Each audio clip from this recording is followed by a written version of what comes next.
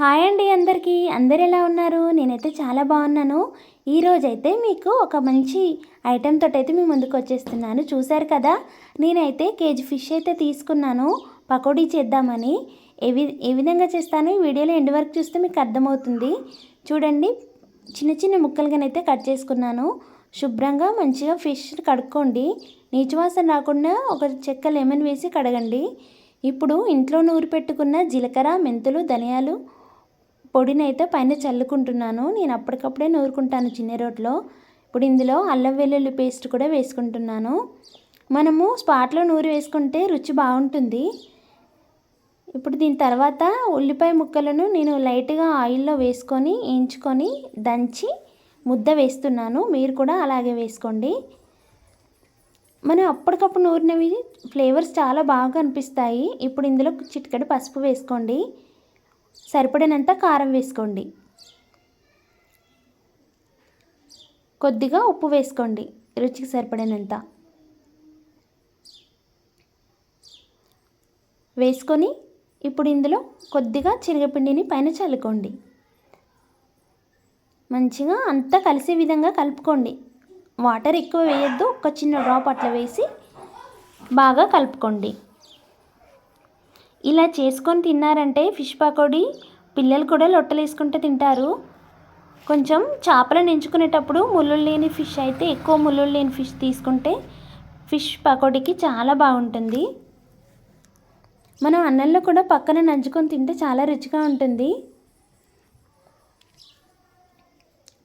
చూడండి, ఈ విధంగా కలుపుకోవాలి. ఒక 10 మినిట్స్ పక్కన రెస్ట్ ఇవ్వాలి.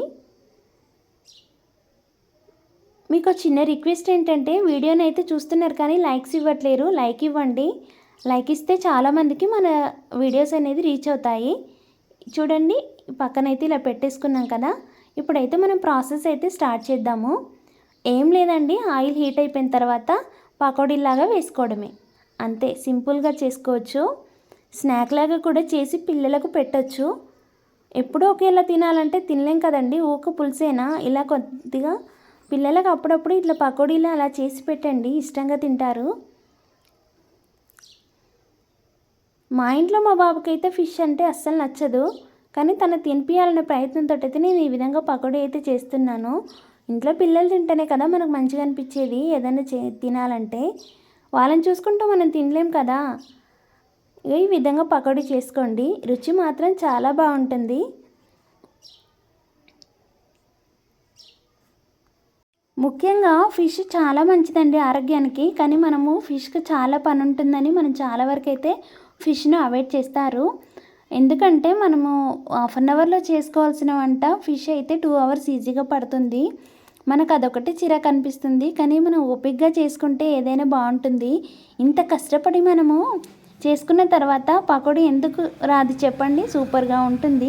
ఎప్పుడైనా గుర్తుపెట్టుకోండి, మనము కష్టం వెనుక ఎప్పటికీ సుఖం ఉంటుంది. మనం ఎంత కష్టపడి ఒక పని చేస్తామో తర్వాత దాంట్లో వచ్చే సుఖం ఉంటుంది, సంతోషం ఉంటుంది. చూడండి, అదైతే మనం మాటల్లో చెప్పలేము.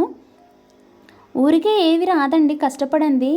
మన ప్రయత్నం ఎంత ఉండాలి, కొద్దిగా దేవుడి దయ కూడా ఉండాలి. మొత్తం దేవుడికే వదిలిపెట్టేసి గాలికి దీపం పెట్టి దండం పెట్టి ఉండమంటే ఉండదు కదండి. మన ప్రయత్నం కొంచెం ఉండాలి. మానవ ప్రయత్నం, దైవ ప్రయత్నం రెండు నచ్చితే కనుక మన ఛానల్ని అయితే లైక్ చేయండి, షేర్ చేయండి, సబ్స్క్రైబ్ చేయండి. మంచి మంచి వీడియోస్ కోసం మన ఛానల్ని అయితే ఫాలో అవుతూ ఉండండి. Thank you for the watching.